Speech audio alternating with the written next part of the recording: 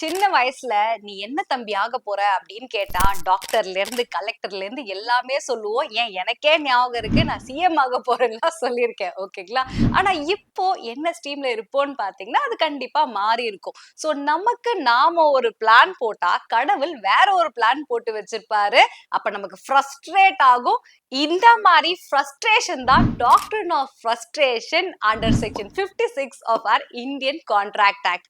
S, ஒரு contract conclude ஆயிடுச்சு. ஆனா அதுக்கப்புறம் நடக்கிற ஒரு சேஞ்சஸ்னால அந்த கான்ட்ராக்ட் இல்லீகல் கான்ட்ராக்ட் ஆகும், இல்ல இம்பாசிபிள் கான்ட்ராக்ட் ஆகும், நடக்கவே முடியாத கான்ட்ராக்ட்.